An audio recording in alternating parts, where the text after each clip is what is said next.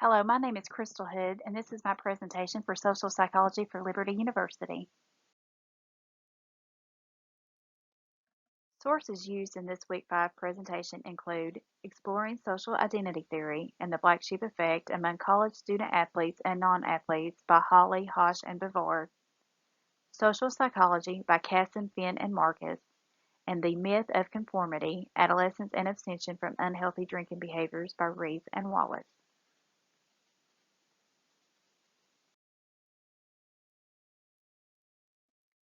To summarize this week's main points, we will focus on social influence, social conformity, social impact theory, group processes, and the black sheep effect.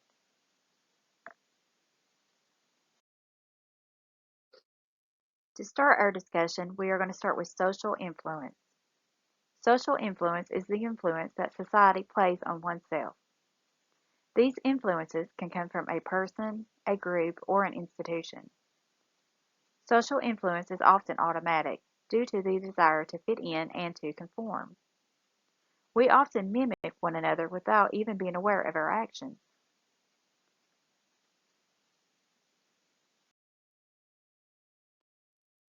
Mimicry plays an important part in our social function, which allows us the ability to interact more comfortably with one another. This often leads to the behavior of treating others as they have treated us, which is known as the norm of reciprocity. Social influence can change one's behavior, which was made evident by the research article, The Myth of Conformity, Adolescence and Abstention from Unhealthy Drinking Behaviors. Reeve and Wallace describe the impact that non-drinking adolescents in a minority setting are at risk for drinking alcohol when they are with many other adolescents that drink.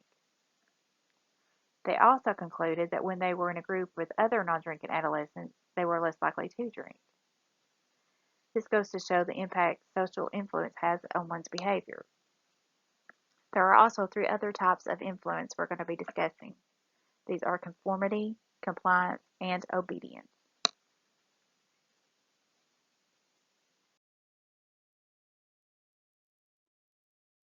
We are now going to discuss conformity. Conformity is the trend that people go about in changing their thoughts and behaviors. There are two ways that people conform. One is by informational influence, and two is by normative influence.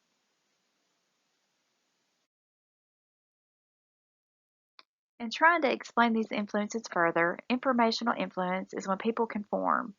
This is due to them believing that others' thoughts and assumptions are accurate, whereas normative influence causes people to conform due to the fear of rejection from being deviant from the social norm. Informational and normative influence are usually both present, though, in group settings.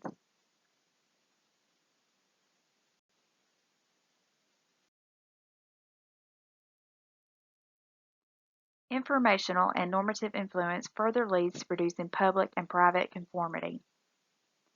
Private conformity is often thought of as being true conversion.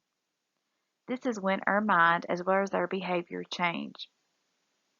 Public conformity, on the other hand, is a change in behavior only, which is usually in response to being pressured. This is more of a superficial change.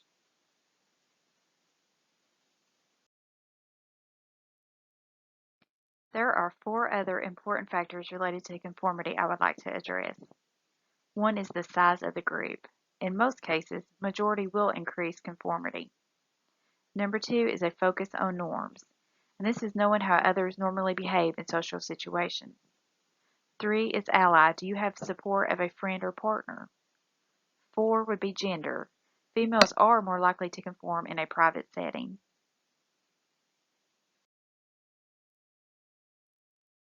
It was normative influence that was portrayed in Reeve and Wallace's research article. This was made evident due to adolescents conforming to drinking behaviors of the group due to fear of being excluded.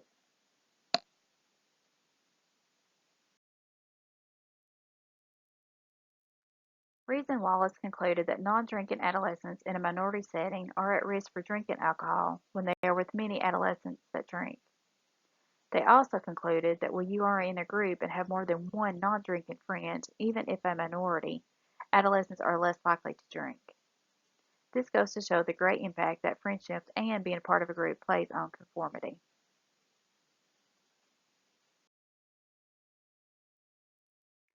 Next, we are going to discuss compliance.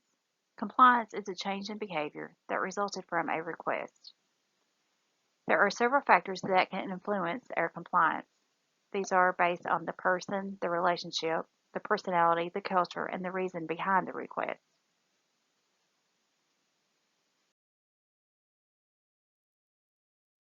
Next, we are going to discuss obedience. Obedience is determined when demands are given and one either follows the commands or not. Not all forms of obedience are constructive. This was made evident by Milgram's research. Therefore, in this case, the naive subject suffered severe stress and being torn between the desire to be obedient in delivering the shocks, even though in doing so they thought they were causing harm to another individual.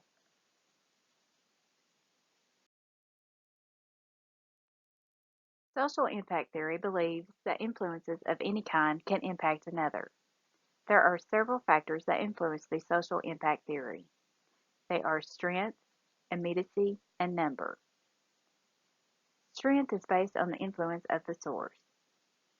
Therefore, it is based by the status, ability, or the relationship regarding the source. Next, we have immediacy, which is determined on the relationship in regard to time and space of the target. Again, the position of the source determines the impact. If the source is closer, then the impact is greater, and vice versa. Finally, we have the number. When the number increases, so does the influence. Social identity theory was also portrayed in our research article exploring social identity theory and the black sheep effect among college student athletes and non-athletes. This was made evident by showing how group members favor other group members when they share group membership. Therefore, this study presented in-group bias in regard to athletes versus non-athletes.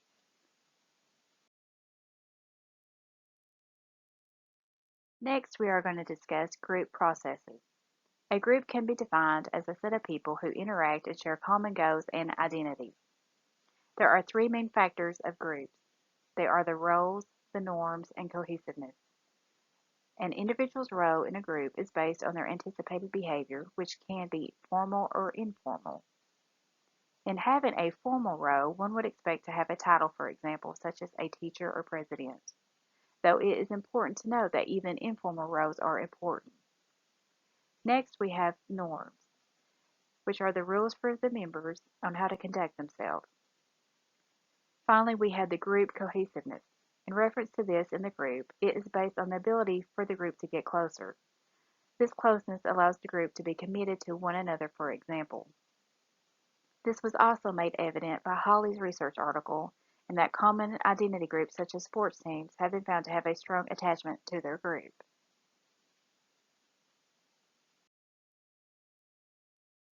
Group conflict. Conflict can occur when one must choose between the group's interests and their own. And choosing one's self-interest over the group may lead to a social dilemma. A social dilemma occurs when one chooses their best available option, but others suffer the consequence of their choice.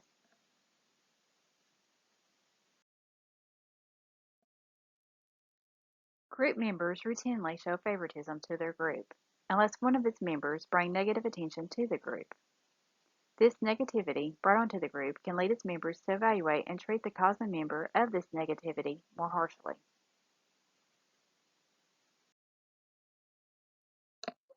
We are now going to discuss the black sheep effect. The black sheep effect occurs when a member behaves in a way that goes against the social norms and the group turns against the member in a very negative manner.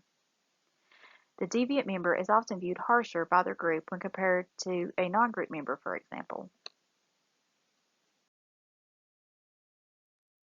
The black sheep effect was also portrayed in Harley's study. It gave a prime example of Sean Avery and explained how his actions were criticized by his team and coaches.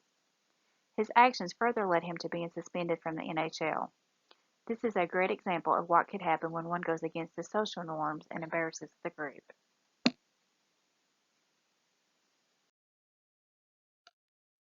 This concludes our discussion in summarizing this week's main points. We have focused on social influence, social conformity, social impact theory, group processes, and the black sheep effect. The two questions I have for you are: 1. What is the norm of reciprocity and how does it relate to Scripture? Please use two sources and one can be Scripture. The second question is, what two factors impact our conformity? Use two sources. Thank you.